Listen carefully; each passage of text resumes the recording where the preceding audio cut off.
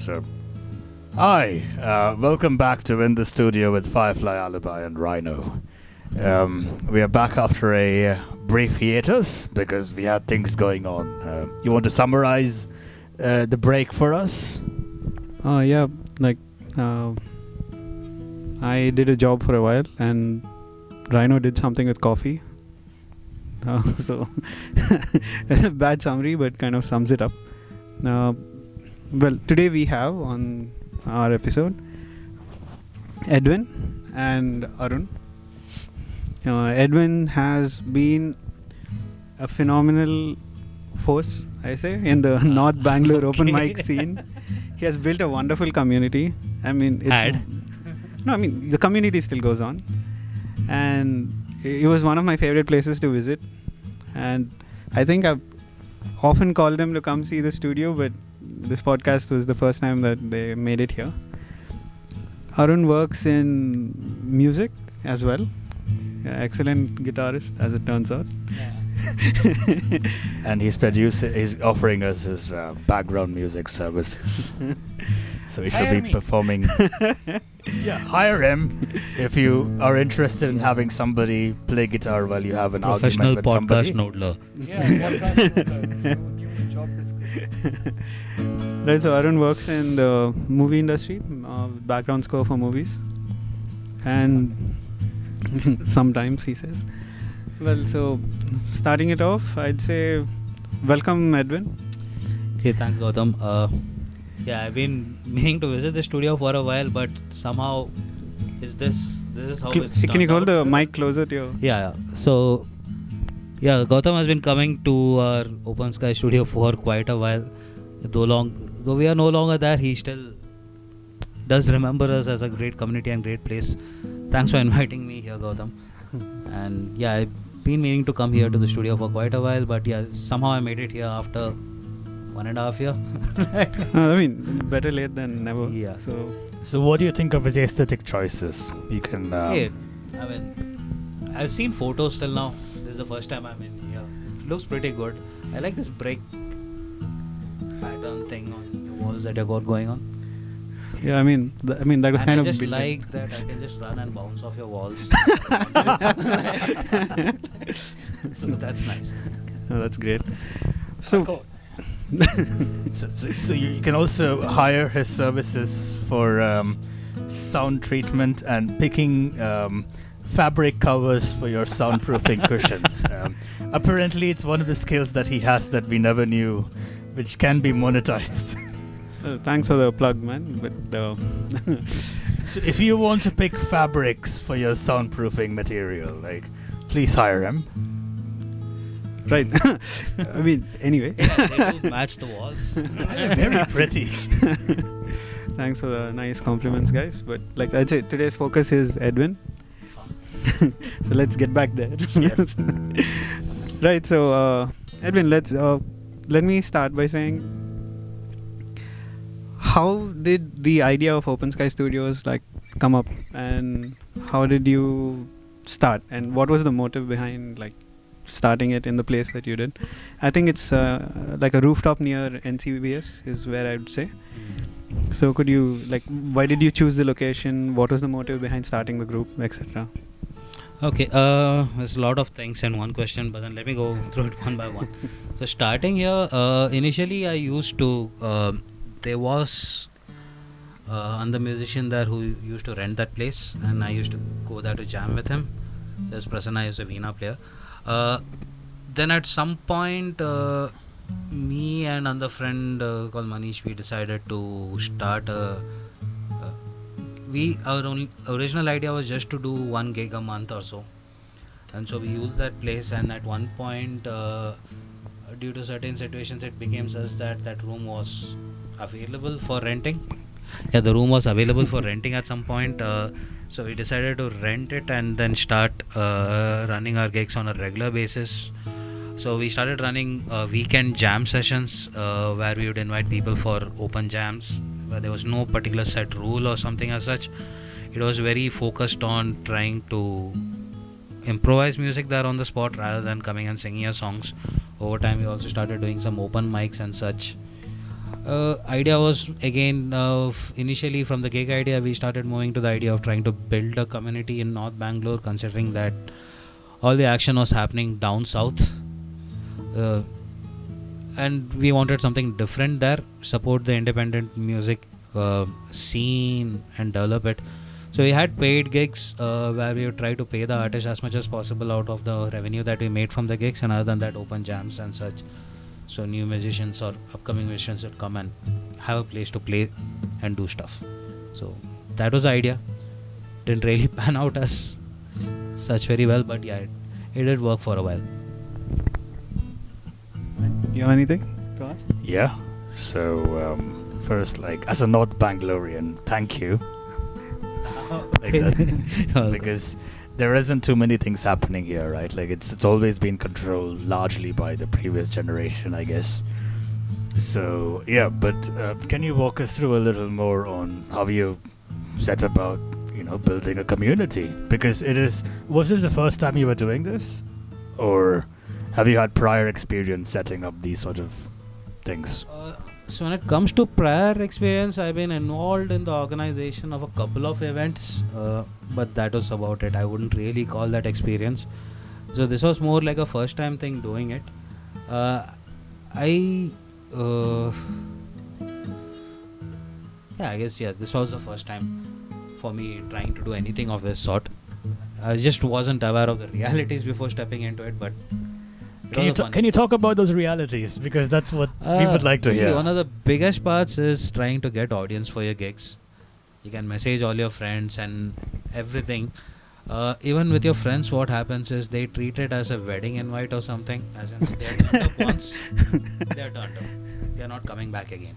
So that is one thing we face with our friends. And then after, as far as a regular audience is concerned, you do have some audience, but at any point we could never really think of going commercial with the kind of audience. We had some dedicated audience which would turn up again and again, but if people want a place to express themselves, they want a place that they want to go and perform at, be on stage and get that whole feel and everything. But when it comes to paying up for it, it's a very different story.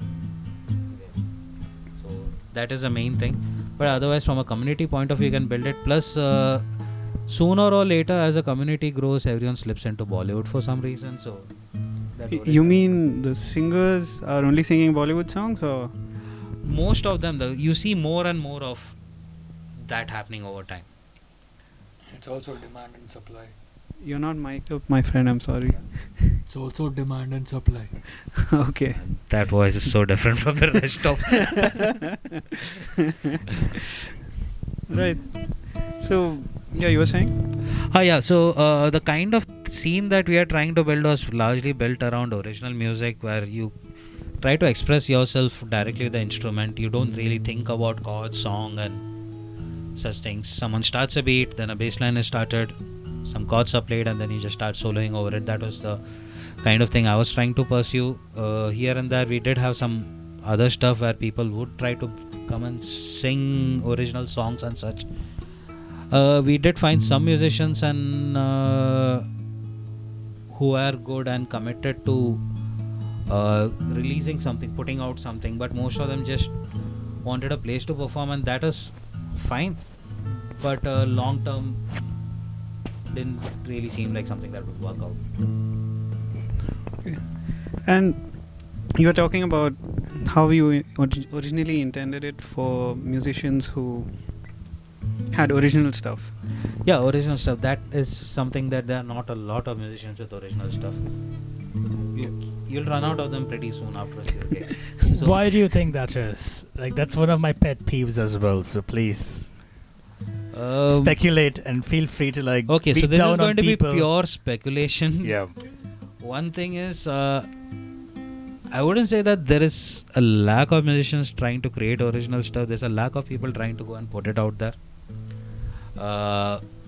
With the modern age, it's become easier to compose a full song, but it has not become easier to perform it. Why is that? See, the thing is, if a guy turns up with a laptop on stage and he's just playing a single instrument, that doesn't make for a good show. Okay. It's not seen as very different from a DJ doing his thing. Getting it. It's a different thing when you have a full band and a full band in the house, all of them going energetically, the drummers going crazy, there's some improvised stuff happening between songs and these kind of things. With the computer and laptop, your set list is more or less fixed. There is zero room for any kind of, I mean, I wouldn't say there is no room, but not everyone sets up their sets that way, Yeah. like with Ableton and stuff. So that is one thing. And plus the overall culture of performing live, the way it was when I was growing up, has changed a lot. Like it used to be dominated by bands and live performers, and now it's more of DJs and such. Can you give us timelines of when you were growing up, just for the audience? Yeah, so The good old days. I finished my bachelor's in 2007, master's in 2009. Yeah, so 2009 I was out of college for good. So, Congratulations. yeah. So that is the timeline. So coming from the era of when NLS was big, Independence Rock still happened. Oh, I remember that. And I-Rock, not I-Rock. I-Rock is Independence Rock. I'm talking about even Mood Eye was a very big thing. Now you don't hear about these things. I mean, I'm pretty sure some of the stuff is still happening now, but rock as such kind of rock or played live music. See, you do have some good bands. We discovered some stuff, like you have some experimental musicians who are more into this traditional stuff, like your didgeridoos, Oh, yeah. handpan players. We had some artists of that sort show up there pretty regularly, but they also don't tend to have very extensive set lists. While Okay. they are good for jams and stuff, those guys they tend to be very limited in some sense musically. There's certain types of music that they are very good at, but they can't really step out of that box generally, except for a few of them. Maybe like Siddharth Venkat's pretty good. Oh, yeah. Yeah, but others, like, yeah, I mean, it's one thing to have a hippie vibe now and then, but then that's not what the place was about. It was more about blues and that kind of thing, and I couldn't find a lot of people into that kind of stuff anymore. That's kind of sad. That's what it is now. I remember that you'd also have concerts and promote a lot of like local hip hop and stuff. Yeah, so I had a strong feeling that the local hip hop scene is something that could take off. I tried to get behind that, but I was not a hip hop person per se. We did work with a few artists like Rathor. Rathor and SPV. He's another rapper that we worked with, but we didn't really work on rap with him. We try to promote. We actually try to get together with what's his name? Cypher Clan. Oh, I remember them. Right, so that is where Arthur and the other guys. So we had quite a lot of rappers, and in the initial days of the studio, we also had a few very good beatboxers hanging on at our place. So we had Venkat, Vasant. Vasant was very good at beatboxing and looping. Venkat is very good at making some crazy sounds out of his mouth. Sometimes you don't even know like how is a human voice even capable of something like that. Yeah.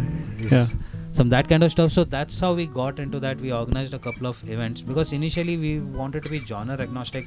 So my personal preference is blues and rock, but you got to go according to what the people like. If you're trying to build a community, it's not just for you, it's for the people.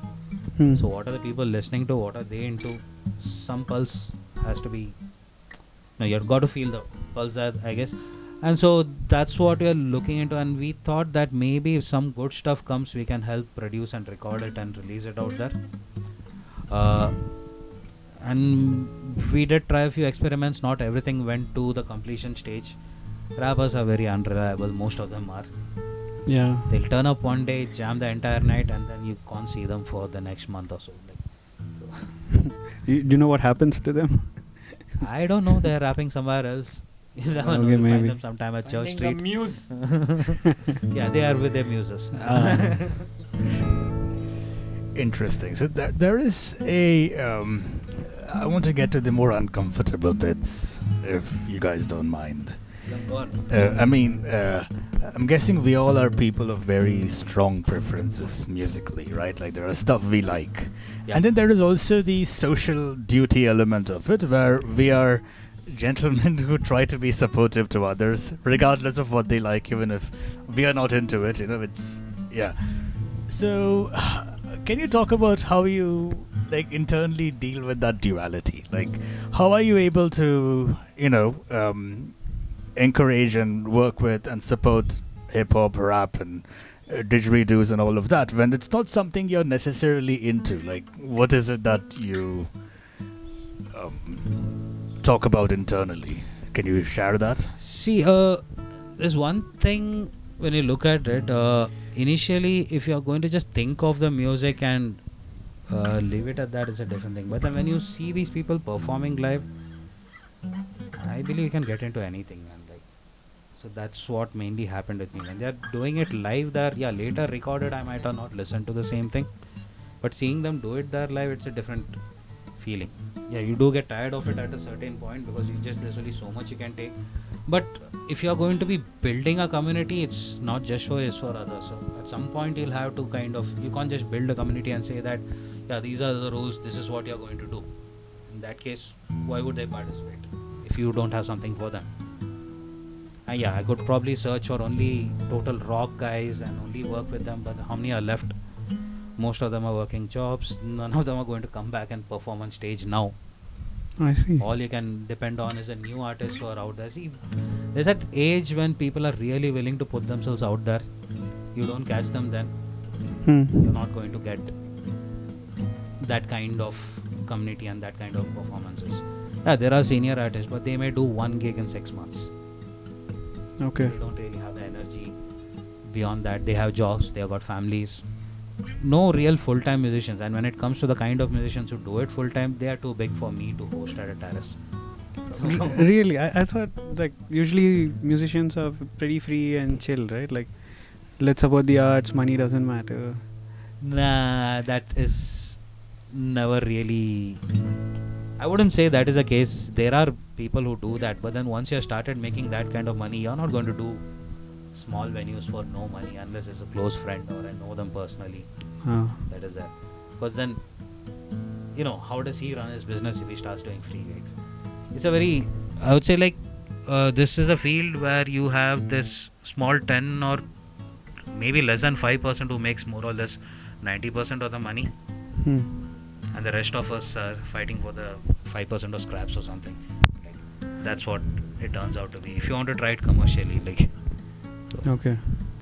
Yeah, I'm sounding way too negative on this. No, it's alright. No, it's fine. One of the reasons I want to talk about these subjects is that, and I'm putting it out there for the viewers, music isn't all completely rosy and happy and nice. We all have had to go through some pretty dark places to get where we are today. And I think it's okay to share about it. And I think it's okay to express your disappointment at how the world is, how the status quo is. Because only when you start talking about these things do you start working on solutions. So, yeah. And in fact, for all the negativity you put in, the fact that you still care about it enough, that you wanted to support these people, no matter what, that's pretty admirable, right? See, one thing I realized, gig after gig, it was just my money being spent. So I decided to kind of just stop at a point. And at one point, considering we are at a residential location, our neighbors couldn't take it. So it was a few hours in the evening on a Saturday, only on weekends. Rest of the time we wouldn't make any noise, but 2-3 times we had complaints. Then cops got called, and then at that point I decided to shut down the gigs. Now I found a kind of happy place to be in, where I'm calling people I know, we are doing music, but there is zero commercial intent at this point. And you've also stopped the open jams and open mics. Yeah. So organizing these open jams and open mics, actually at one point I was not playing anything. Oh. Yeah. It was just about doing the other stuff, and then I had my job also to deal with in the morning. So it kind of got a little hectic, and I'm not really that active a person. Okay. I just bit off more than I can chew. At some point I realized, and then now it's fun. Okay. Now it's back to we're just doing music with no care in the world anymore. people are invited. Like it's more like a private club of sorts. So at some point we planning to split the rent among us and make it like that. So that is the direction I'm headed in. Like we musicians need to fund ourselves. Yeah, So it seems that is way. the only way. Expecting normal public to come and pay for your services offered, they don't really seem to be in need of those services. People want to pay if Linkin Park's coming, but not for the local band, even if it costs like $250. So. Do you think it's because of the show? I mean, apart from music that Linkin Park creates, like all the lights and effects, and It's about a kind of I don't know, man. Like there are fans of the music, definitely for sure, but then there is a certain thing associated with being seen or being going for a gig. It's about the Instagram post more than anything, I would say. At okay. least nowadays, that's what it feels like, because the people I know would not be caught dead listening to that kind of music, but somehow they are at the gig. Yeah. I don't know how that happens. I have noticed that too. So I have a couple of speculations on this regard, right? So social media has fundamentally kind of changed the way people are organized. I say this as an early internet adopter.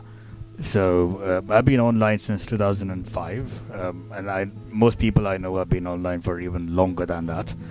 But back in those days, the internet was just a handful of nerds who didn't fit in anywhere else. So you had to go online because that is where you meet people that you couldn't meet in the streets. But then when social media took off, like everybody that were in the streets are now on the internet. And that's a very conformist world. Like you have to signal certain things, and it's so the masses have moved to the internet, and I kind of stopped. So I got offline after that, because now I find people like me not online but offline. But there is the internet encourages you to be conformist in certain ways for your content to get out there. And that's also why in recent times the whole influencer economy has become a big thing. Like purely by having loads of people that follow you, you are valuable because you have eyeballs that are looking at you. And that has changed the game for quite a bit, because of course it favors certain kinds of people over certain other kinds of people. If you look a certain way, it favors you. If you have certain physical traits, it favors you. You know what I mean. Yeah, I mean, reaching out and connecting with an audience is a very different skill from being good at music. So, if playing, yeah. So, being good at music is not something that intersects a lot with being good at selling it. That's a better way to put it. So, getting people interested in your stuff, that's a whole different ball game. Composing stuff is a whole different ball game, and like you kind of have to choose at one point. In my case, I had a person who was good at social media with me, so he did take care of a lot of the marketing and pushing and all that. But at some point our roles kind of diverged a bit too much. We didn't really start seeing the same things again, because the way a social media marketer tries to look at how to promote and how to bring up something, and the way you as a musician would look at things of how I want to present this to an audience, and I don't know, like at some point when the audience, what does the audience expect, what should I give out, takes over, you're not really able to perform creatively, I would say. Depends, like are you composing for someone or are you composing for yourself? So there are many such questions that come in. I don't know why I went into this tangent. Where are we? It's a good tangent. No, we are wherever we had to be. And please go on. Stay in the tangent. I like that. Yeah. Anyway, like for me personally, I found out that I really enjoyed the creation of music more than presenting it or putting it out there. So we still have stuff, we are still going to be putting it out, but then I don't really have any expectations of making it like that. Professional work is a different ball game, man. Like if you work professionally, you end up doing things that make you money, not necessarily things that you really like doing. I can relate to that. Isn't that every job? Oh Yeah, yeah. that is every So job. software engineering got ruined for me. Right? It was a hobby of mine as a child. I mean, as a teenager or pre-teen, whatever. And over time, when I had to do it for a living, I couldn't do the artsy side of things where I optimize every single thing by hand. spend loads of time Got thinking deadlines, about the you problem. got Yeah. constraints, you got demands, requirements, all kinds of things come into the picture. Same thing happened with production also. Like, I may want to work on, let us say, classic metal, Iron Maiden and Metallica type Yeah. of stuff. Yeah. How Good many music. such artists are there to work with? Hello, please Yeah. call us. Sir, call Madi, please. And then when you go out there to search for artists, there are people who want to either do hip hop or they want to do Taylor Swift or something of that sort. And then now you have to step down and do that genre or something. And then when you do find some kind of independent musician, yeah, kind of there, but not quite. You know, there are some things you can make peace with, but other things you're not really sure how do I deal with this. So there's all kinds of such constraints that come in when you are trying to take it commercial and such, is what I feel. And you value, I think, how we could present this is idea, maybe, correct me if I'm wrong, Yeah, go on. is artists usually, when they create from within themselves, discover something very original about themselves. And by giving them a platform by which they can express, they can possibly help others discover that same hidden gem in like the listener itself, right? Like, so it's kind of like a service to society in a more authentic kind of way, while opposed to the commercial musician who is fulfilling a need that's already known. Like, for example, Yeah. the authentic musician would probably say, this is how I feel when I'm stuck on a boat and my father like is stuck somewhere else and it's raining and there's a hole at the boat. I mean, some very complicated emotional state. But a commercial musician would be like, this guy wants to dance, he has a beat, or he wants to feel sad, like when he's looking at something in a movie, so just he has a like minor chord. Am I close to what you're trying to say? Yeah, kind of here on the thing. See, a commercial musician works according to the requirements of who is getting the music produced. So they have a certain voice, they have got a certain vision, this is what it should be.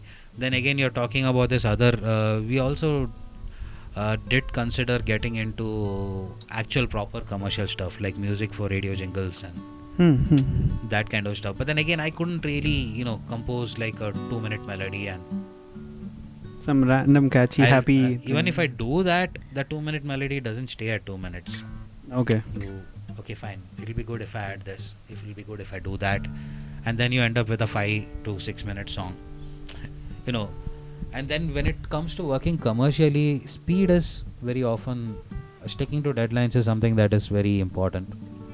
If you're going to go and sell stuff to radio stations, or you're going to sell stuff for ad agencies for using in their products, you need to have a bunch of stuff composed. You mean like a library? Like Yeah, of you your need to own have a library, composition? because they will then listen to stuff and select one from it. That's Okay. how it works.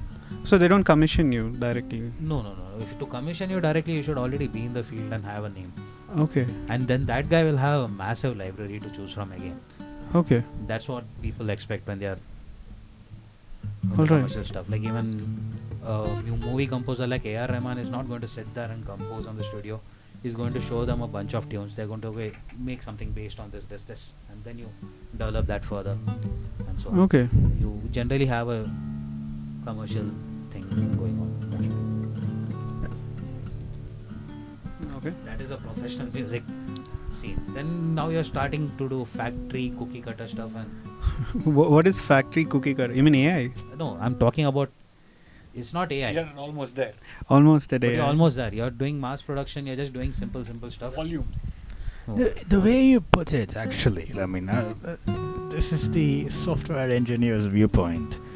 In a lot of ways, you can't blame AI for being able to make commercial music very well, because it sounds like it's a very process-oriented thing. Hey, that's a part that AI has totally taken over. Yeah, like AI can never help me express myself, because even I don't know how to express myself. I have to go through a lot of emotional, journeys that take several days, weeks, months, sometimes even years before a piece comes out, and it's like the end result, and I have this aha moment.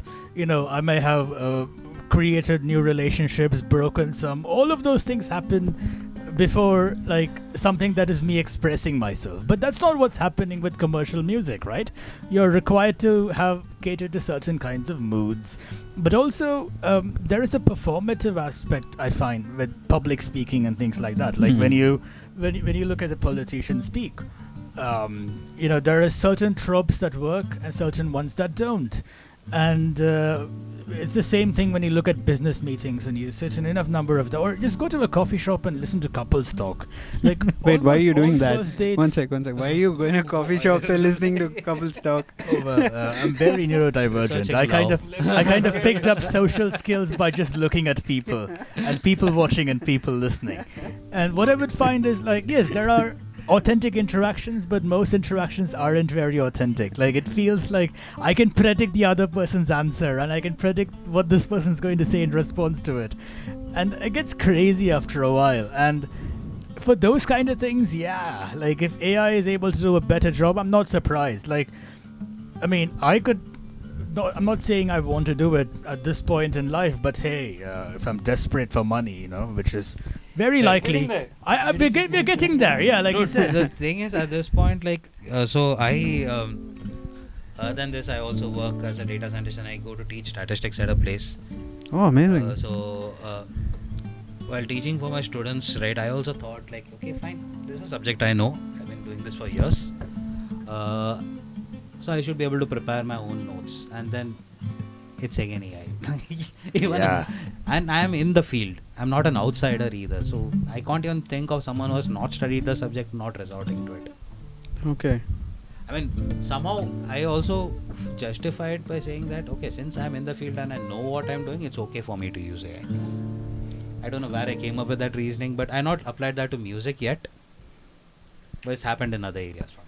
I am actually open to the idea of it in music in certain scenarios where it makes sense. I'll give you an example.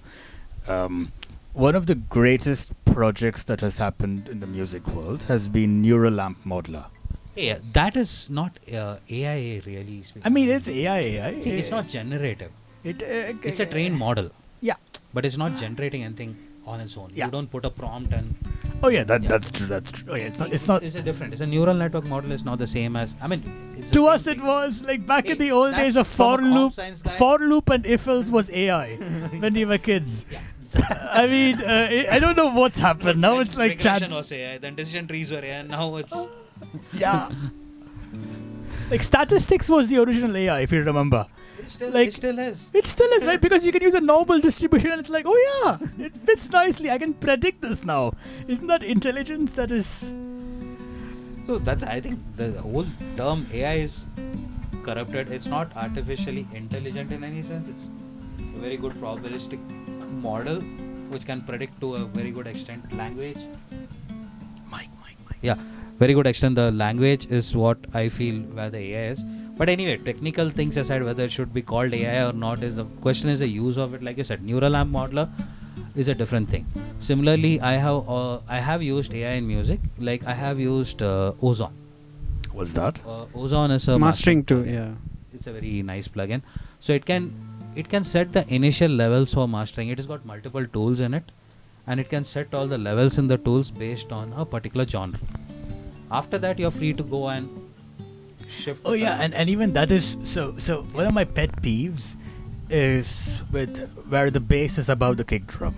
I like bass below the kick drum. Okay. And then I realized that it's Wait, because what do you mean by above and below? so I like the bass guitar Huh? to be below the kick drum. In frequency? Yeah. Lower frequency. Yeah. Okay, So I like the moving of the room to be done by the bass guitar, so I wanted to jiggle my bums. Whereas I don't want. Whereas in modern music, it's the kick drum that jiggles my bums. Yeah, like- that's more or less all music nowadays. Yeah, but I want my bum to not just be jiggled, but to be played with, which the bass guitar does better. Sorry, what you guys wanted me to tell Lap you? and pop. You know, like when you have a bass moving your ass, like there is more caressing of your ass, whereas kick drum just slaps it multiple times, you know, and that's one of my pet peeves. But you're right, like certain genres, yeah, the bass is below the kick drums, and certain genres it's not. And it's also it's the same with like the content of mids, for example. Like in some of them, you want just the voice to dominate the mids. Yeah. And you would Acoustic try stuff to and- scoop everything else out like as much as possible. So yeah, like even like over time I've realized that there are certain genres that are meant to be EQ'd a certain way because that is how most people seem to like it. So I'm not surprised that this too can be done by AI because it's like at some point The thing is, I feel it's okay to use AI to shorten your work when you already know what you want to do. But then if you've got no idea and you're going to use AI to generate the very idea itself. That's weird. That's what is happening with Suno, right? Give me a country song in the style of John Denver with Taylor Swift like backup singers, and it'll create a song out. I have a take on that. So this is one of the things I've noticed when I speak to people about what motivates them musically.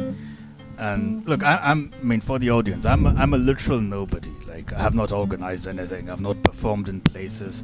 I've spent the last 19 years or 20 years very slowly learning everything. Like, it started with sequencing beats on a drum machine 20 years ago. That's where I started to. First guitar lesson. FL Studio 2.1. Mine was Hydrogen. I was on Linux. And then my first guitar lesson was 19 years ago, and I've slowly been picking things up. So the reason I have been able to do this very slowly and I have got nothing out is because I'm just in love with music. And I was in love with music for as long as I can remember. Like, I come from a family which has musicians, but I never got a chance to learn. So I would look at their instruments and I would drool over them. And I have wanted to own it, play it, use it forever. And even then, right, my progress was extremely slow in the initial days because I never had anything to express.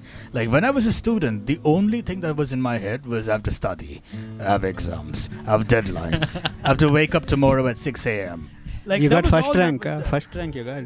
No, I wasn't even first rank. That's the worst part, right? That time, all your goals are decided for you. Yeah.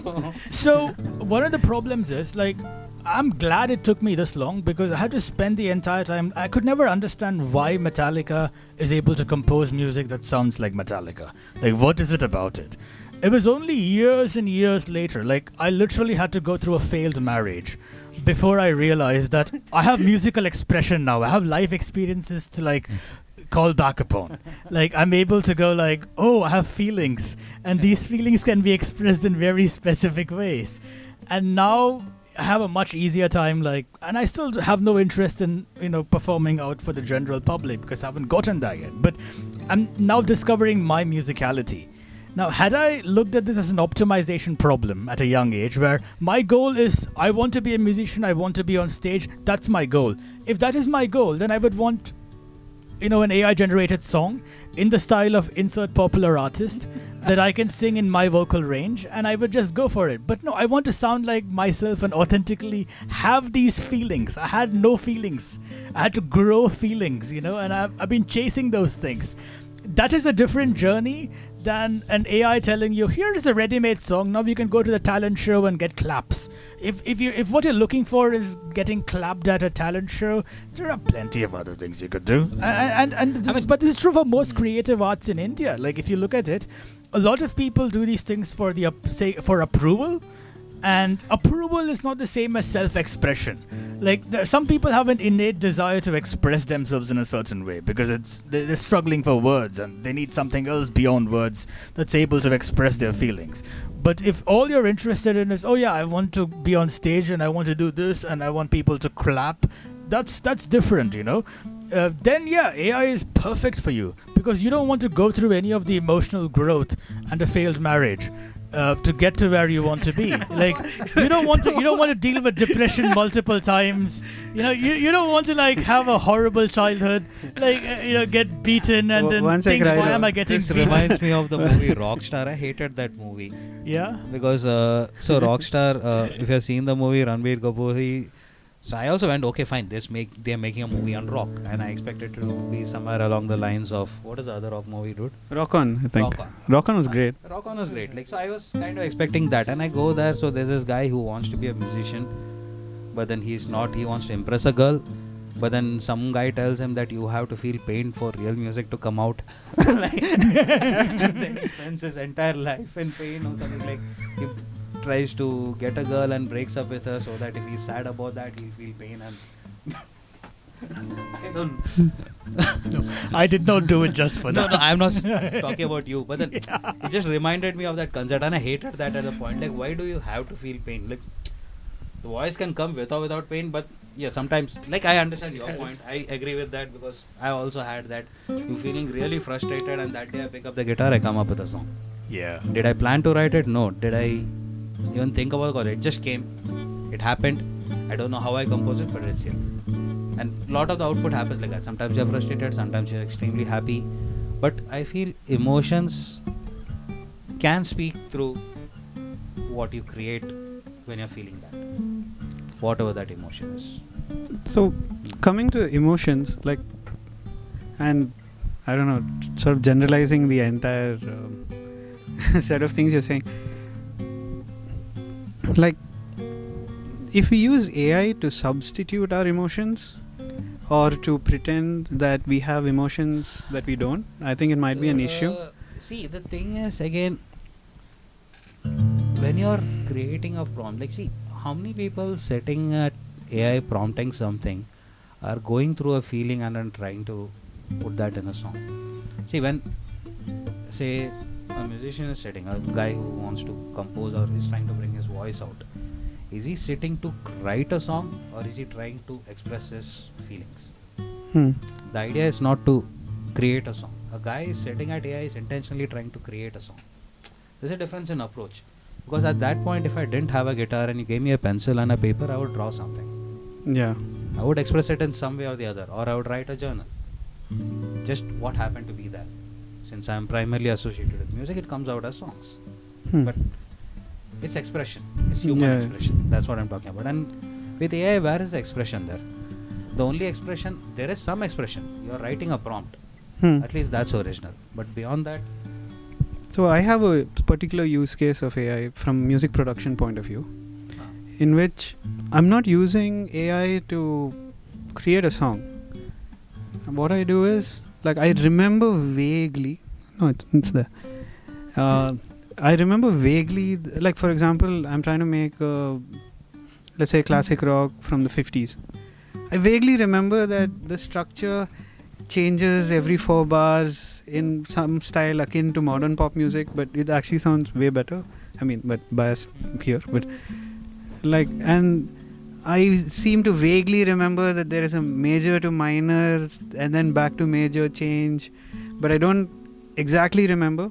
In such a case, if I prompt AI, for example, to, I don't know, just say I want a 70s style something or a 60s style something, and I'm using it more like a library, and then I hear so this is no different from, like, okay, so you want to compose a metal song from the 80s, so you start listening to 80s bands. Instead of that, you're going to AI. So it's like a faster search. That's a different thing. That's a totally different use case. You're not using it to create the entire output and saying that I created this.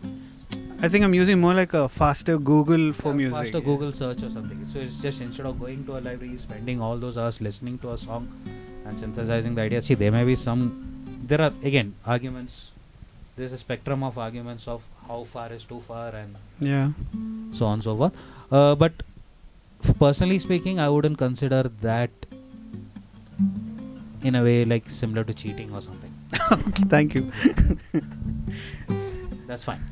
I mean, but it's cheating, I guess, in the way you copy from your friend's paper in an exam, but not cheating in the way of claiming that it was my own idea. That's also happening a lot now. So recently, I don't know if you have been active. Like, I follow a lot of guitar channels on YouTube and stuff. So every time someone is caught with some AI stuff when they are trying to pass off something as played by them when they are not even capable of that technical ability, that's happening a lot. Okay. So there are guitarists who are being caught out by other guitarists. So they'll put out these videos with this really amazing runs, and then they're like, dude, like, I've been playing for years, you cannot really play it that clean at that speed. There are certain things you just not possible. And then when you slow it down and see his video and match it with the audio, and there's like this kind of analysis happening, so then you know this whole thing has been like generated, like it's not exactly AI, but they use MIDI programming to generate, and now with modern sound libraries, it's not like you're that far off from a realistic sounding guitar. So that kind of stuff has been happening. Then there's been artists who have been just pumping out song after song on Spotify and been getting millions of streams just out of volume. I wouldn't call them artists, there are people doing that. So that is where the problem with AI occurs, because when you're pumping out that kind of mass, there is a following, people are listening to you, and you have been faking the whole thing with AI. So I have like another use case. So I've been talking to a lot of producers. One of them actually says that when he was younger, I mean, a few years ago,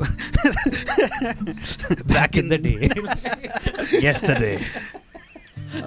He didn't have funds, and AI vocals were like, they weren't good, but it was a way to like begin getting his name out. And later, so he was using AI vocals while he did what? He did all the background score. Fine, that is. See, as long as he's not claiming that he sang it. Oh, he doesn't claim it. Then it's fine. And another thing I've recently... I mean, that way it's not very different from using a drum machine, right? Yeah. I mean, you write your own vocals, you give them the words. If I put down a drum loop, then You're now sampling. what do I call it? Sampling, yeah.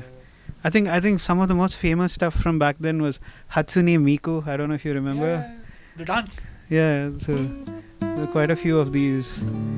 Okay, I wasn't aware of that one, but yeah. Cute Japanese girl. Just think cute Japanese girl. Again, your intent, right? Like when you are trying to replace you with something, that's a different thing. And you're trying to claim that it's you, then becomes a totally... That's fraud, right? That's fraud. See, it's not about usage of AI, it's about fraud with AI. Like when you are... I think the reason you're looking at it as fraud is you have to first think about what it is that the person is trying to do. Like, there is if music is created as a way to express yourself, you know, everything is perfectly valid. It's a form of expression. But this is the attention economy. And what you're really looking for is people's attention and people's approval. And, you know, a person that is very authentically themselves does not necessarily have to be the kind of person that has mass approval. Because most people who are authentically themselves are kind of messed up. I mean, society does not want the entirety of the population to be authentically themselves. What you want is, you want somebody who's authentically themselves in a very commercially and mainstream acceptable way. Like, you go through life the way that is approvable. Last time that happened was David Bowie. Right? Like, I mean, so you kind of... So the reason why, you know, so some artists, like, I never really understood Taylor Swift, but the reason some people say that, you know, she's very nice is because people are able to relate to her in an acceptable way. Like, she can't show messy sides of her life. You have this, there was a recent, I don't know where I saw it, but there was something involving that the Indian bass player Mohini De, and she was saying in an interview, and She's that promoting AI big time now. Yeah, a lot. No, but the interesting part to me was saying that I only show my real personality to my friends, you know, or something thereabouts. Fair enough. And that's this. Like, you have to, like, so all of these people are trying to grab attention and show a very curated version of their personalities. And modern music is basically that. So what you're calling fraud is basically you're saying people shouldn't be posers. But if you go outside, like, people who wear t-shirts, they don't know what it means, but they wear it anyway. And it's almost like society is designed to function around posers. Like, That is a very sore point. like, But you remember how, like, so my father, for example, grew up telling me, like, listen, at your height, it's a disgrace to ride any bike except a bullet. Like to this day, he tells me to like, no, you should be riding a bullet. You're big. bro. No, not for his generation, like you're talking about Mallu Chetas who were in the disco 80s era, man. That's different. So that time, cast iron engines and shit, like. RXZs were legends. Dad looks at an Diesel bullets. Same era. We had like I was into these light bikes like RXs and Oh Samurai. yeah, Like, the it's chain a small snatcher. bike. No, you. like, you should ride a bullet. No, but so there are these things, and I remember this because back in those days, I used to read online about how depending on the vehicle you ride, you have an easier time overtaking because people give you away. Okay. I'm guessing it's still a thing, right? Like people look at the vehicle and they decide if I should let this person overtake me. So society has a lot of these things where. So at one point you talk about competency, like am I good at this or am I not? That's for yourself to decide because for the task. But in society there is this expectation that you can nudge and bully around people at your level and look better than they are because that pays you money. And that is the real fraud you're looking at. It's all of these people in between, they're jostling for power.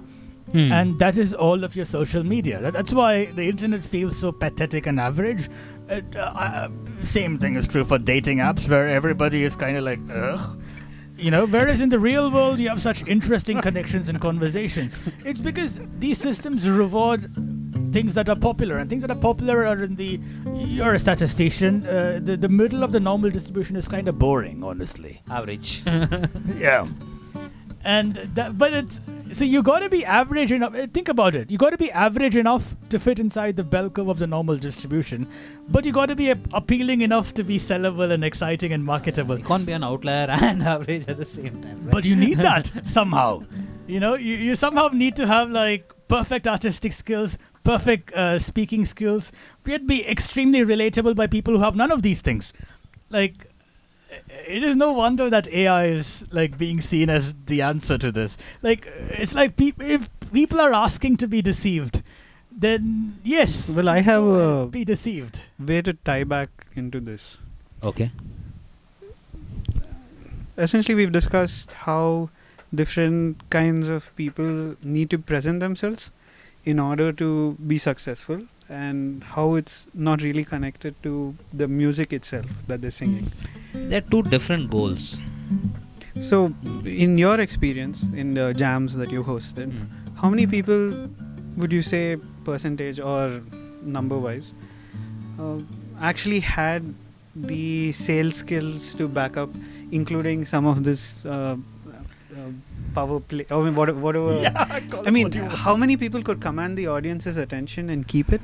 And Dude, that way, I only know one person, Suman, man. Oh, the He Indian was Nepali guy. Indian Nepali, like he is the only one who could he was a natural on stage. Okay, yeah, he is impressive. Yeah, that way. Like others, I would say they tried to varying extents, but no one could really do it like Suman could. So he could command like their attention. He could come, like he knows how to keep the enthusiasm going on, keep the energy going on. He may just play a few Bollywood songs, but the way the stage feels when he's on stage. Because I've seen one thing with good musicians, they're really good at showing off their playing, but the communication part, talking to the audience, getting them up to a certain energy level. One, you already have an audience that came for you, that way you have the energy, but going to any random audience and get them tapping to your song, that is something that is a very rare skill. That I only seen it with Suman. I'd say one of the, talking about stark opposite of Suman, there are these musicians who, for whatever reason, have never practiced social skills. And I've seen them kind of alienate the audience by like insulting them. It's like, listen to me, I'm the one singing. Have you come across those guys? I wouldn't say they alienated the audience, but they certainly had... Mike. No, my phone was vibrating and I just felt odd. What is this? How did I end up picking this up? Sorry, someone's trying to sell me something. With AI. With AI. Probably 11 lakhs. So, where was I? Or the stark opposite of someone, like Huh, people who. so people who are there to show off their music, the thing is they are so involved in their music, they have forgotten that an audience exists. And the audience may not like what you want. They are not necessarily here for you. Yeah. You are here to present. So that it's a viewpoint. I wouldn't say anyone was openly aggressive towards the audience, but I have seen expressions because I would be handling the sound on the mixer. Yeah, So I've seen places where they felt that they were doing a good job, but there was zero connection with the audience. The audience was just like, Waiting come for the open mic, let him finish and go. Okay. So there is that kind of a thing. But the thing is, the more you start realizing the audience, the kind of music that you start playing out in front of the audience also changes. Yeah. Then it's no longer just your thing. Because if you want to play your thing, you'll have to give them something. Then you can show them your thing. It's a give and take. Yeah. Fine, you play some songs that they are enjoying and now they are in the energy, in the mood. Now show something of your original stuff. So back in the day, I think rock bands used to do that a lot. Yeah. They would, insert Like this one amazing OC band between- called Hungry. They'll play a. No, they had all. Can you originals. tell us what They had- OC means? Like it's a very period specific. Okay, OC is a original composition.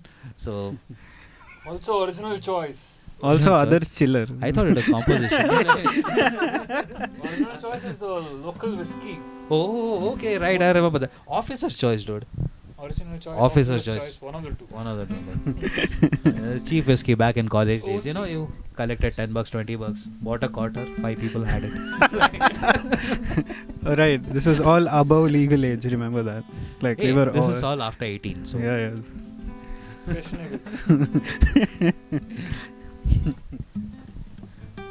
Fashionable. Anyway, so that is the thing, right? If you want the audience to listen to your original stuff, they firstly, for them to tap and clap along with your song, they need to have heard it a few times. That's not going to be possible.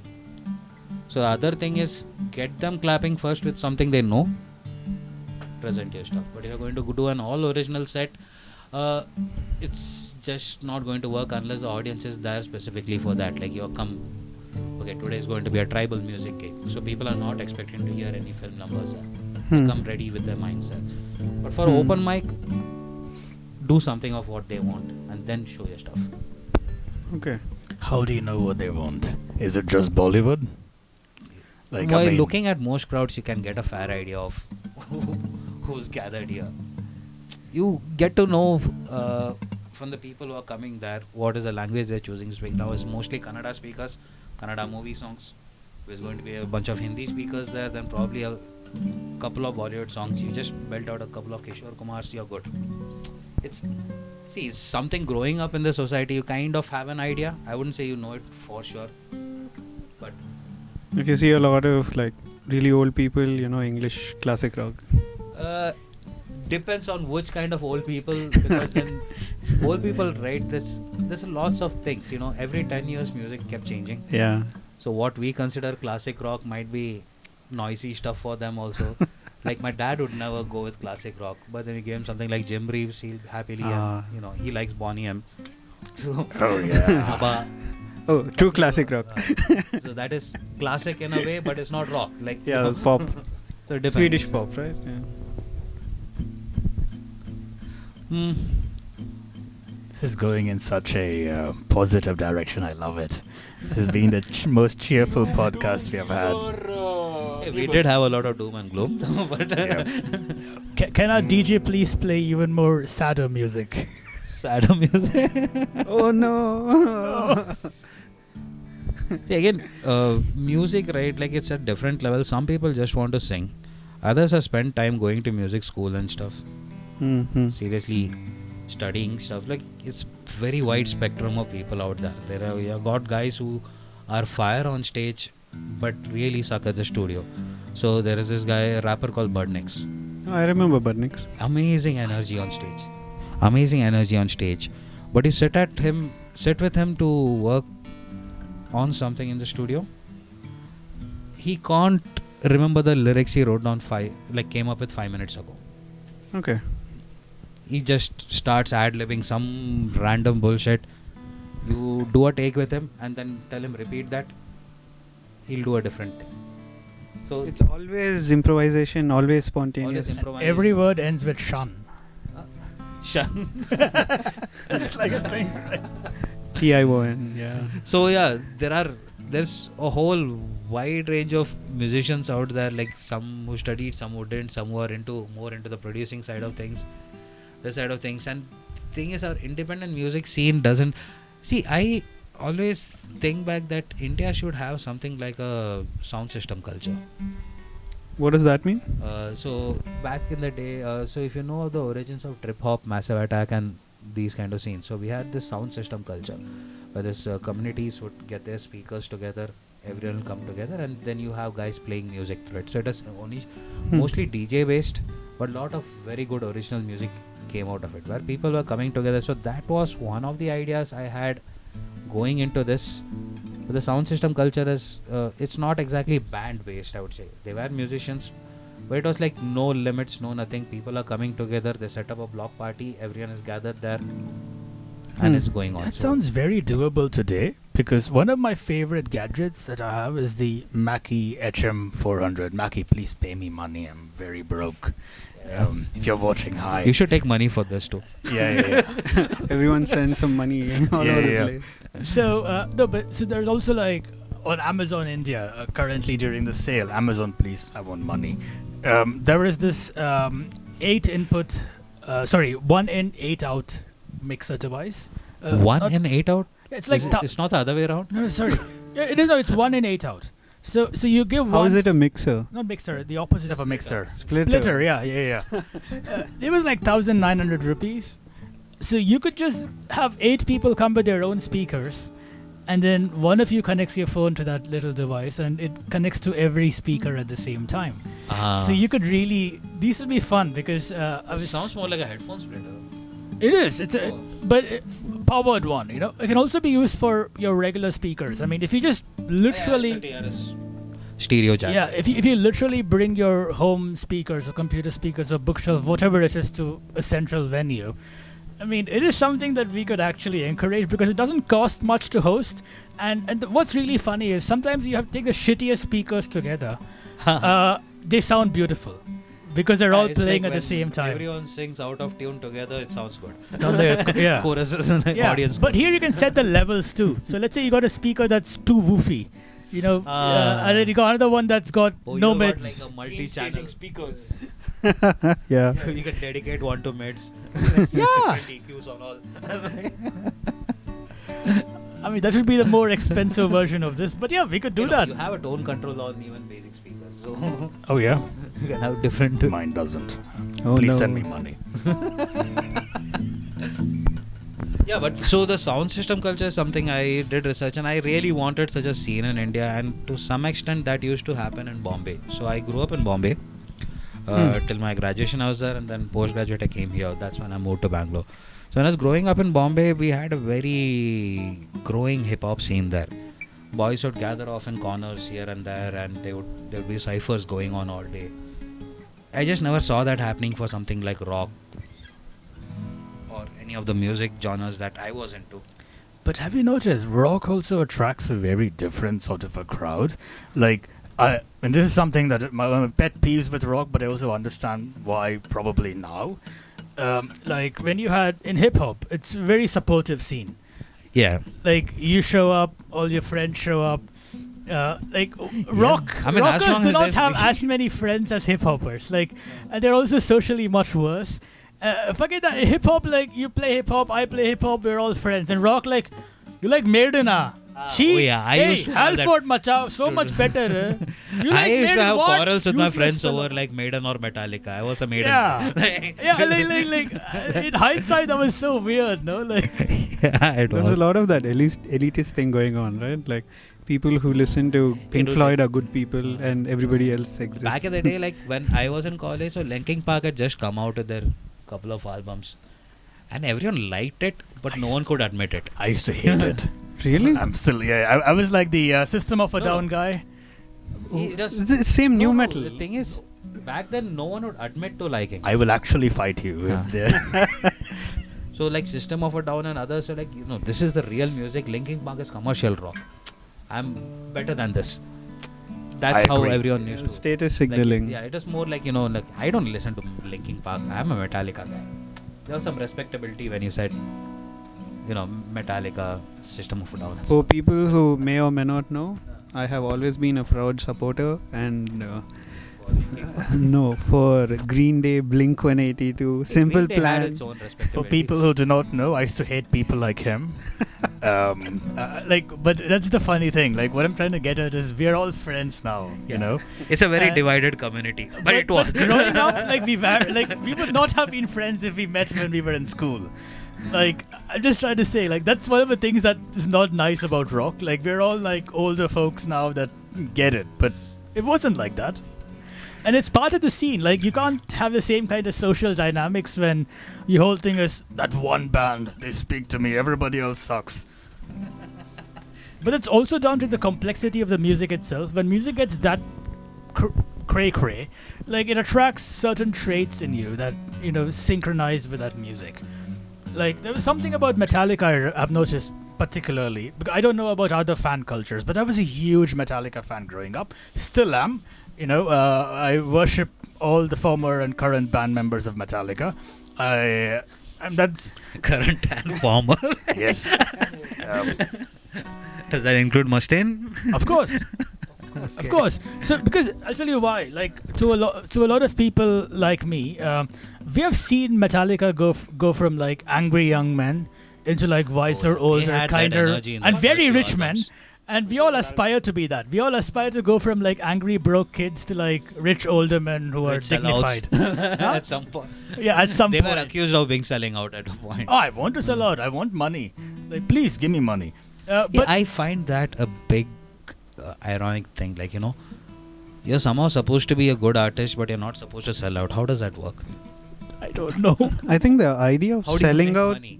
just kind of means you're changing your market segment from niche to general. So it's kind of like, who's really a sellout, like, and who isn't? The guy who isn't is The a. thing is, again, most of these bands are not selling out because they lost their creative spark, because they know that that's where the money is. How many people can stick to their original guns and still have a career? Slayer. AC/DC. See, but then Part there's of the big four, bro.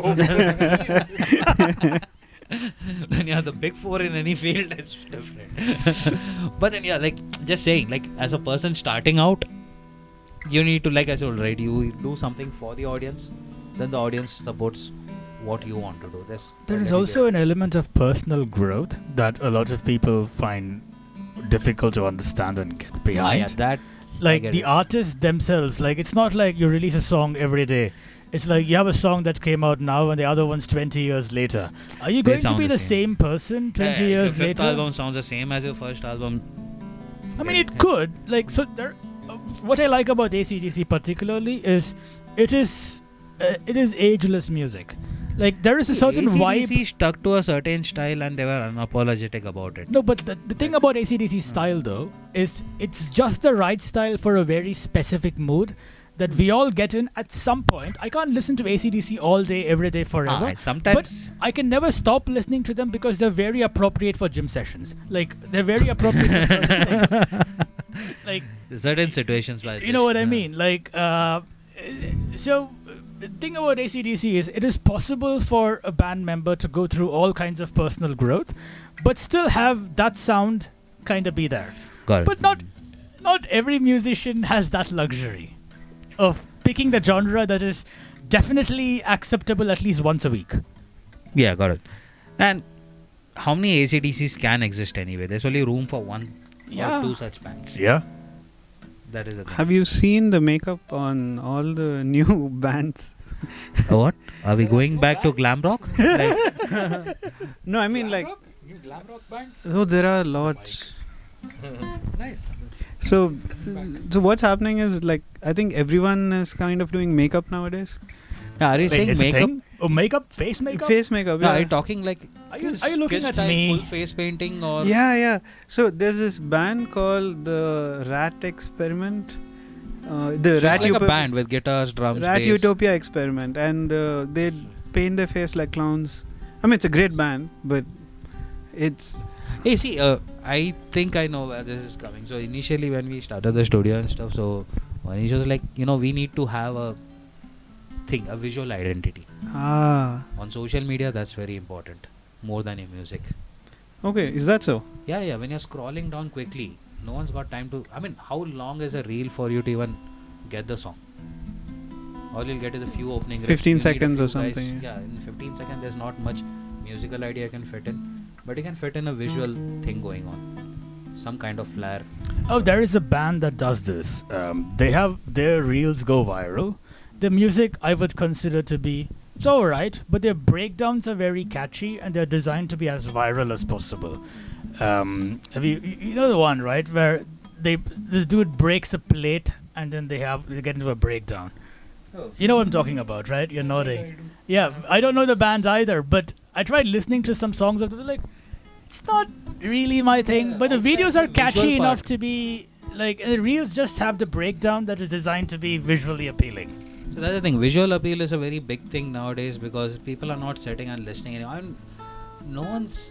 See, back then I had maybe like 3 or 4 albums on my phone and I used to listen them on repeat all the time.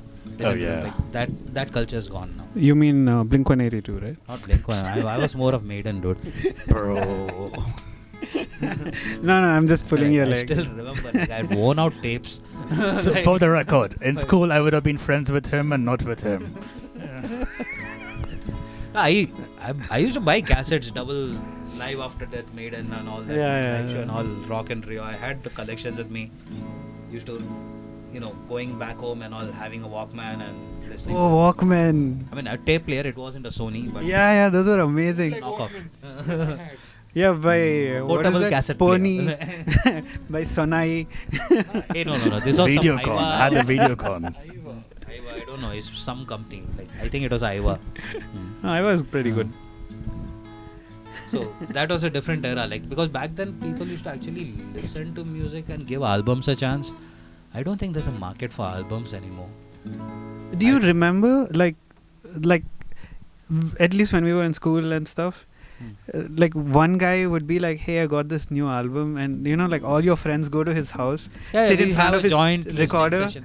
Yeah. But same thing. Like if you got a new video game, it's the same thing. Yeah. It was a different era. Like there was that communal monoculturistic. Yeah.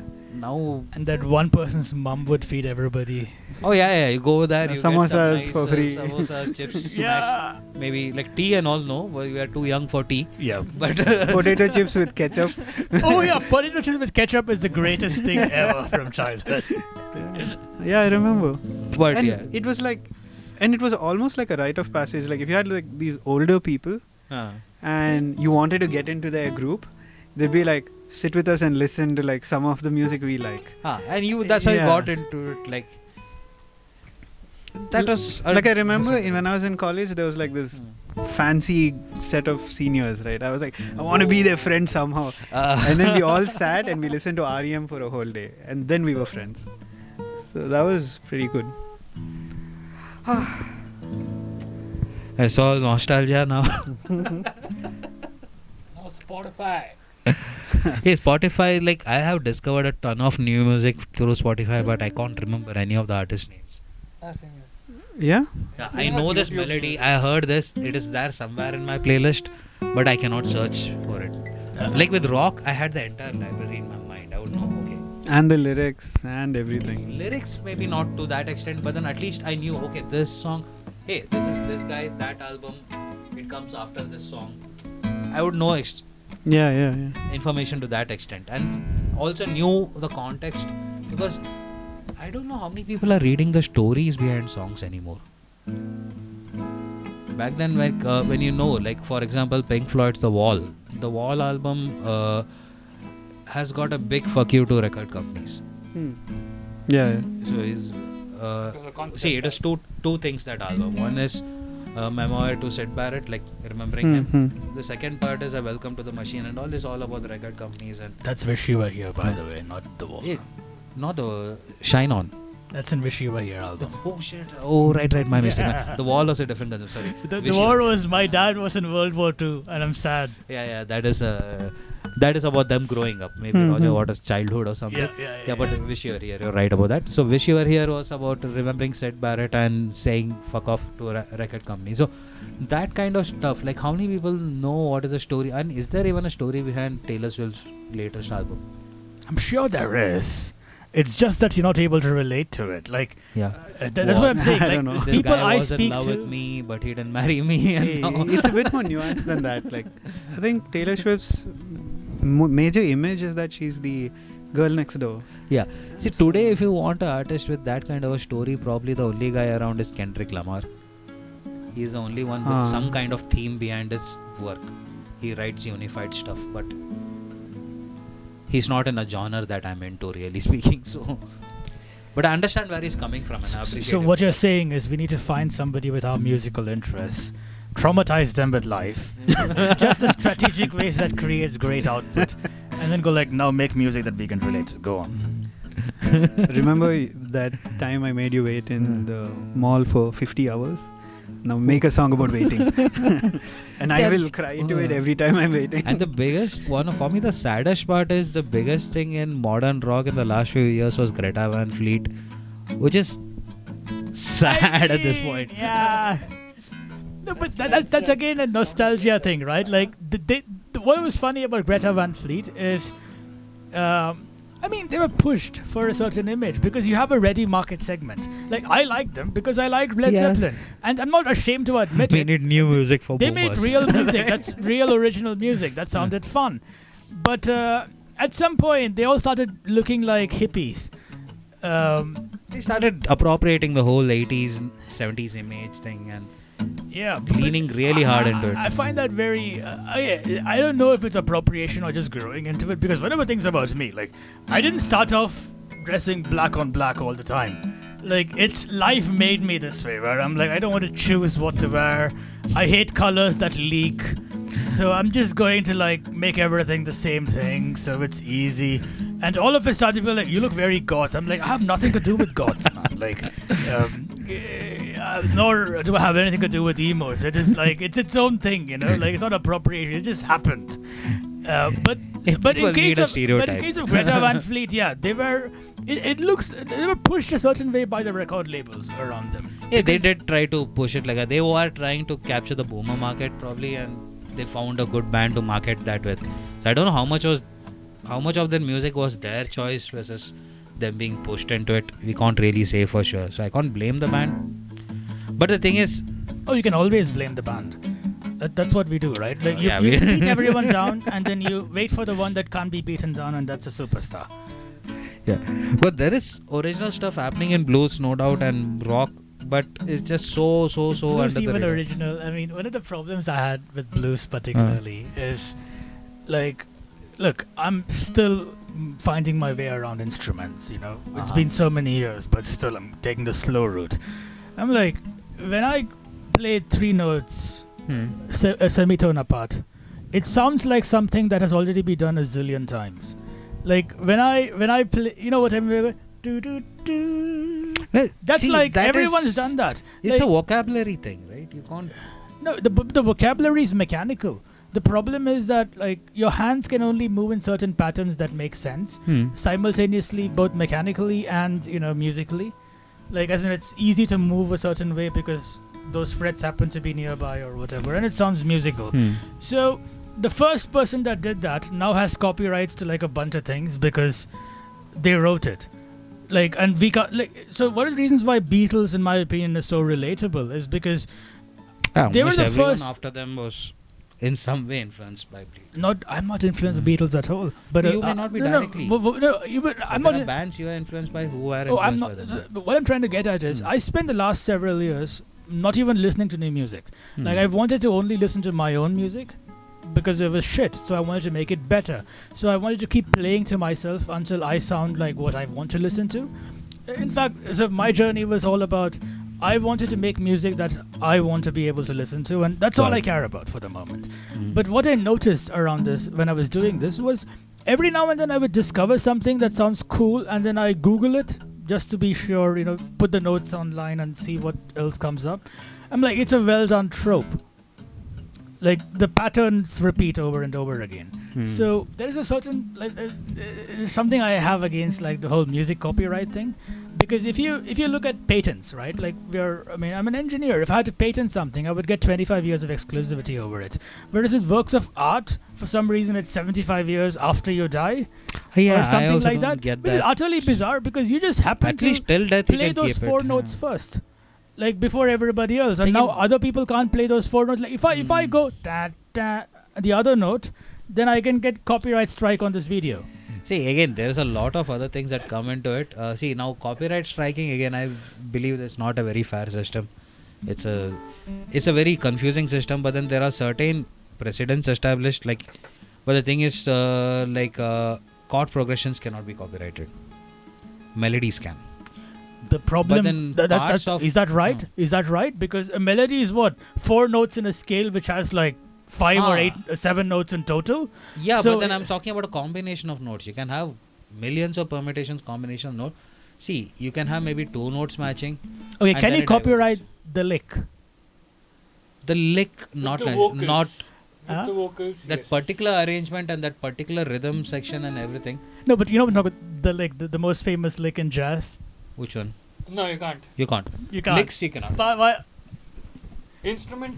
See, most like that, if you see, there are so many blues licks that have been played by Clapton, by Stevie Ray, by John Mayer. But you can copyright a chorus. Now, take for Chorus is not a look, right? No, it is. So the best example is what's that song where Dire Straits and the guy from the Police sang on it? Roxanne. No. Roxanne is just police. No, the one about "Don't Be Close to Me" or no, wait, no, what? No, wait. I remember now. Money for Nothing Okay. has a performance by Sting, where Oh, he okay. has So that, it's a Dire Straits song. I want my MTV. It sounds like "Don't Stand So Close to Me," Ah. and he got a core composition right because he said that thing in the way he says it, which I can't say because this video will be taken down apparently. So it's like "Don't Stand So Close to Me" is just like it's like 4 notes or something, and that's a copyrightable entity. Depends on how good your lawyer is. Yeah. Oh yeah. Yeah. See, that again is more artifact of the modern world, because when it comes to copying in music, that has existed from time immemorial. It is always, there are people who walk the path before you, you take their vocabulary, walk a little more, someone else takes that, walks a little more. So almost all of classical music has got, influences from before, and back then the whole copyright issue was not a thing. Someone made a music, it belonged to everyone. You got the credit for composing the song, but that doesn't mean you owned the song or owned the notes. That concept is a very modern invention. And only in some countries, right? Because even in India, In some it's countries, surprisingly it's, nuanced. I don't know, it's just a level of enforcement, I feel, and how far are you willing to go to fight it? Yeah, but like what you read in the media is almost always American legal cases, which has maybe like less than 5% of the world's population inside it. And then you talk about it as if it's canon for the rest of the world. Whereas if you look at, I've had my interactions with the Indian judicial system. I had a failed marriage, remember? And it is... Thanks for repeatedly bringing that up. man. Yes, yes. I keep forgetting that Yeah. it happened, but now I will never Now forget it you'll for the never rest of my forget. life. We have never been married. it is nothing like what is in American television dramas. Like, I interacted with polite, intelligent people who got things done very efficiently. Like, it was nothing like it's portrayed. Like, they're not dumb. Got it. So thanks to the kind lady who handled my process. It was all like quick AF. And I'm sure there are several more countries like that you don't read about them because they're boring. Like, what was the worst thing that happened? I had to wait for the toilet. Like, there was somebody else at the urinal because it was a lunch break or something like that. That was the most eventful thing that happened in the court, was I had to wait 2 minutes to get to the urinal. Like, I can't write news articles about it. Whereas... But you can sing about it. That is true. Yeah, that's why art comes in. And don't you have a very famous composition that hasn't yet turned into a song about the wait for a urinal? No, I don't Wait for remember the what. urine. Did you is tell this? me that you have a composition or a No. bit that you have created? Oh no, that was some lame stand-up joke from when I was in school, which will only I someday laugh at. Which will Nobody else. someday become an extremely glorious musical piece that we will all celebrate with you for. And you can identify. I mean, every guy will identify with you. Anyone standing outside the toilet. So This is the jam I need. you have a ready audience right now. Please write it. They are all Universal standing appeal. outside urinals, so like Yeah. wishing there's a song that could. That's what they're like craving. The It's like, urinal flavor. oh, it sucks my now. I only wish I had a song to talk about exactly what I'm going through.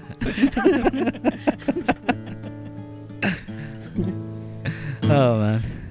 But see, considering the copyright thing, folk music is largely free of that because folk music cannot exist without what we call copying. Hmm. It has to. It's a very integral part of the music itself. Same way with blues and jazz. You got standards, you got licks, which can never be copyrighted. Speaking. And most of these cases, you'll only see it in pop music where there's estates and money involved. Hmm. Yeah, one of my realizations was that, like you said, it's not everybody can afford competent lawyers, and not all lawyers are competent. Like, surprise, surprise. Mathematical corollary, like you know. Like, all my friends who are lawyers, you guys are competent, man. I love you all. But the others, not as much. No, but it is what it is. You know what I mean? Like, the world, like, how do I put it? Like, most people do not think about all of these things. Like, can you imagine how unsexy it is going to be when you compose a piece of music?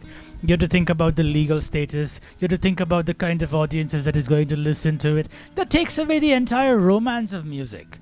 And what's happening is there are systems that are built in whose only job is to monetize the music, and the best way to monetize is to protect your music from people that are using music purely for romance. Because see, the whole root lies with the monetization of music. Yeah. As long as music was not monetized, no one really cared. Like the whole, I think one of the biggest cases in recent history was Ed Sheeran versus Marvin Gaye estate, I think. Must be. Yeah, that is the thing. So Ed Sheeran had to basically take a guitar, go into court and show like these chord progressions have been used in multiple songs, so you cannot really copyright it. And then it was kind of became a precedent, as in it was already done. Like chord progressions cannot be. You get a tone deaf judge. So Arun said that if we get a tone-deaf judge, So this Tone-deaf judge.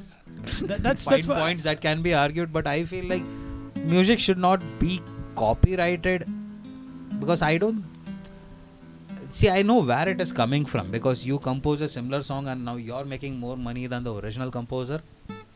That's unfair, no doubt about it. But for that case, now you make it such that no one can compose anything remotely similar, even by accident. so I could technically copyright the note C. No, so that so this reminds me of a project. So someone started a project. I don't remember the exact name. So they started generating random permutations, combinations of notes, and are copyrighting all that in public domain now. So I Really? don't know if you call it. You can copyright do in public that? domain. They are building a library of every possible combination of notes and putting it all in public domain, so no one can copyright it. Okay, so it's like a service. It's not a service. It's a foundation trust kind of a thing. What I mean is, like, it's helping people. It's helping people. Yeah, I So approve they of are these copywriting guys. it on behalf of everyone. So Unless they want to so if suddenly someone raises license a claim, it. they'll probably have a similar combination in their library. We are already copyrighted. So can we say like this trust will always look out for artists and not monetize that depends. Like if the trust is non-profit for a while, yeah. But if some controlling interest takes over, like let's say like Sony decides to buy it off secretly, what can you do? One of the things I find utterly absurd is that everybody is convinced ideas are original. Like, bullshit. You go through the same thing, you will get the exact same idea. So I'll give you an example. Again, plugging one of my things that is not out yet. Please buy it whenever it's out. broke. I want money. So I was talking about how I wish I could like create a proper multiplayer looping station that is optimized for several instruments and maybe more than one person to perform together. You know, because what I struggle with is I don't even have access to these many people all the time. Like, it's just me in my house with all of my instruments playing on things. And then at least two other people were like, dude, I can't get along with anybody, but I wish I had but I learned all the instruments myself. I wish I had a multiplayer looping station. Now, when you say multiplayer, you're saying multiple people operating it or multiple instruments in it? Both. Oh. Like, it's multiplayer in the sense it's optimized. It's a vague term because I don't even know what the finished product will look like. Yeah, because for Basically, Looper but better, Looper plus plus. To use steal something from C. It's like physically different locations where you have multiple places to start and stop things. It's not just one controller that's doing it. You know, so you want to be able to do things and like with hands, feet, gestures, whatever else like this. The requirements coming in are insane. Whatever the end product of mine will look like will be different from those 10 other people that are also building the exact same thing, because I know it's not an original idea. Yeah. So the reason why society seems to believe that everything is original is because, like, most people your version of it is original. It doesn't have to be. It doesn't have to be. Like, there are people I can relate to. I'm like, how the fuck have we never met? And we have had a similar kind of a worldview on the same subject. It is because circumstances, right, create wants. And two people Your can life have similar experiences- circumstances. And then now you have a similar vibe. But you might be very different in other ways. The reason why people find that hard to believe is because most people are purposefully given, like, by society is structured in a way where most people kind of have the same circumstances. Like, everybody I know does this thing that I don't do. It's called watching movies. Like, it's like their culture is shaped by the act of watching movies. So you all have a common reference point. And you all talk about the same few things. If you're in that kind of a space, then yes, I can predictably plant ideas in you that is the same as with everybody else, and that's how you have social cohesion. But there are people on the outliers, right? Like, who do not necessarily fit into that, and they have their own ideas. And but they're not completely unique either, because the world's population is huge. One of the things that AI is doing, and which is like somebody had said, right? Like, they use AI for vocals because they play the other instruments on their own. One of the things that it's doing is, so everybody has always wanted to express themselves in certain ways, but they're not able to express themselves because they don't have certain skills. They don't have certain things that are missing. AI, even if it doesn't have to play all the instruments, it can teach you an instrument incredibly well. Here is something controversial. None of the music teachers I ever went to or could afford were as good as Gemini. Okay? Like, because I have a very weird way of asking questions. Like, I'd be like, okay, how many semitones are these two notes apart? And, like, and which other scales has this interval? Like, it's a very, like, that sort of questions I ask. A human can't just answer. Well, they could if I had, like, a Berkeley professor who taught me music, but I'm poor. I taught guitar before, so I know, like, see, if a student came to me, I would probably, because when you told me this, I just realized, if a student had ever asked me, like, how much is, I'm like, hey, don't worry about that, right now you do this. That's how I would have. And I got this. I hated that. Yeah, I hated being understand dismissed like that. why, you know, sorry, but you know what I mean. I get it. I'm totally on your side on this one. I'm just telling you, like, I understand, like, what response you would have got when you asked those questions. Yeah, like one of the worst things that ever happens around people is when you ask a question, your intention behind the question is questioned instead of an answer being given directly. Yeah. And that is something where. Why do you have these questions at this stage? First finish this. Like. Yeah. And AI also is now being trained to do the same thing, by the way, which I don't like. So I have to, like, retune the prompts and everything and go like, no, I'm direct. Please be direct with me. You know, do not question my intentions. Like, then I have to, like, start justifying things, and then I go into the whole sob story of, well, life happened this way, blah, blah, blah, blah, and blah. Like, sheer amount of justification you need to do. Yeah, I get it. You know, it's a far better teacher than that. In fact, like, I believe, coming from my background, which is, I'm not lacking in capability, I think. I didn't know this when I was younger, but as an older man, I can tell you, like, once I've had the funds to, like, fund something, I pick it up reasonably well. But the funds were never there. Like, but this is true for most of India. This is true for most of Africa. This is true for most of Asia, actually. A lot of South America, too. Like, there are people who do not come from the sort of backgrounds where, you know, you have free healthcare. They teach you swimming in school. Did you know people learn swimming in school? Nobody taught me. That wasn't a thing. Yeah, we didn't have that. Well, Dune School always existed. Huh? Dune School. Dune School. In Dehradun. Oh. Where not that big, I'd man. say We the have rulers that of in the my nation local send their school. children. Where we used to go to the neighboring ground for PT sessions. Like, that's Same. about it. Yeah. Which school did you go to? No, Bombay, SIS college. Oh, okay. But yeah, like, it's one of the things that AI does incredibly well is it's a far better tutor than the generic crappy ones that everybody ends up getting. And it is not wrong to say that, because, like, reality is, I have a lot of respect for the teaching profession, but I'm utterly disappointed by a vast majority of the teachers that were involved in mentoring. See, me. They did not meet my standards. No, most teachers are just going to follow a template, and teachers who are going to take personal interest and guide a student according to their needs, that doesn't really happen a lot.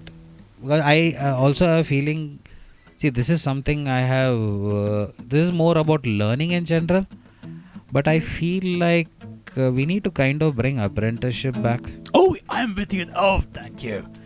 We would really have been friends in school. So I agree. So one of the problems I find with the current system of education is it's designed to give you sort of... It's mass production. Yeah, no, it's designed to give you like very average people that can do things without being very willing, but they will do it because they want money. That entire thing can be automated now. What you really, like what we used to have back in the good old days was, you know, there were negative sides to it too. Let's not get there at the moment. But Yeah, the apprentice system... There's no perfect system. The apprentice system had something of, like, you see, look, when I interview you for a job, I don't know you.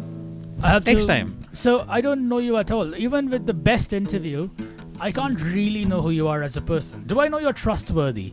Do I know you lie, you cheat, you scheme? Do I know where your morals stand?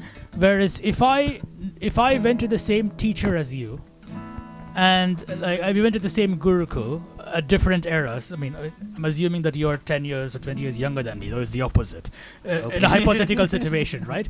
So then I could just ask my teacher, hey, I want to hire somebody with this skill set who has similar vibes as me. It's a vibe thing. Like, where human beings can recommend people to each other based on vibes, right? Like, you can introduce people to each other because, oh, you have the same energy as this other weird person. Like, you guys I know should you'll get get along. along with him. Like, Yeah, we do that. That is what is really needed to make businesses work, because I've been through like a dozen failed startups as the tech lead, various some my own, mostly for other people. And every single time, the thing that things broke down in it was the human interactions. Like, people stop trusting each other at a point of time. Like, people do not have the same goals at a certain point. Like, those sort of things, if you want to really get back, it only comes from having a more holistic view of a person. Society is full of these things where internet has bullshit like a person's past doesn't matter. Fuck yeah, it does. Like, what do you mean past doesn't matter? That's Like, what shapes him into who he is today. Exactly. Like, if you were a bully in school, I'd want to know that, and I will judge you for it. Like, that is just how it is. If you are an asshole at some point, you're never getting away with the fact that, oh, now you're better. Like, I wear all of my past shames on me as a personality trait, and I might have to stop you a bit. Yeah. Yeah, because we're reaching 1 hour 40 minutes. It's yeah. okay. We can keep going for a little bit longer and finish this up at some point. What's the limit?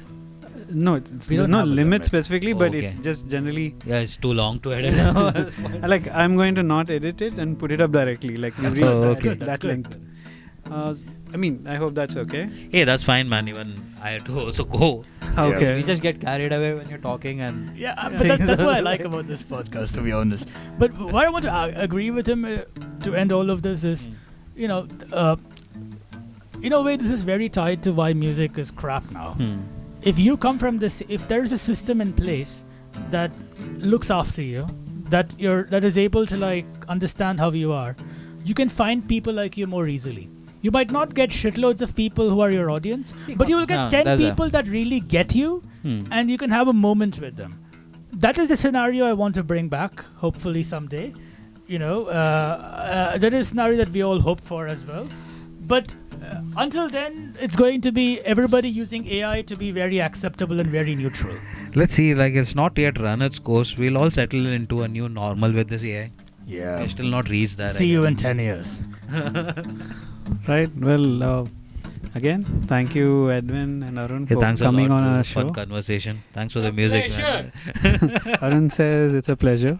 Yeah, And thank sorry you, for going Rhino. off on rants. No, that's fine. It's just that's time. the point And of thank you, podcast. Rhino, for like the great conversation. And I would like to say, Thank you, viewers, for watching this. oh yeah, thank you guys. I mean, Thank if you made it till Firefly here, Alibi, we're really for giving happy. us this beautiful platform with your extremely aesthetically pleasing studio. That you can bounce off the walls of. Like, Yeah, because they have cushions on them. Well, I'd like to say that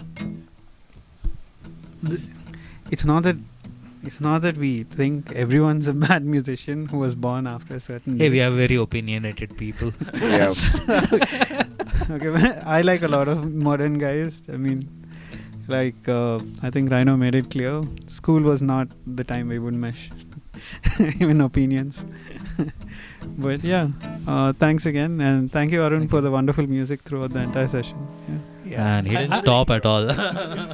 We definitely need an AI plugin that's going to like set the levels right, which is aware there's multiple voices and there's an instrument and get the instruments higher compared to the voices and all of that. So There probably already is one. You never know. we just have to find out what that is and use it. All right then. Thanks for being here, Thank and you, thanks for everyone. watching.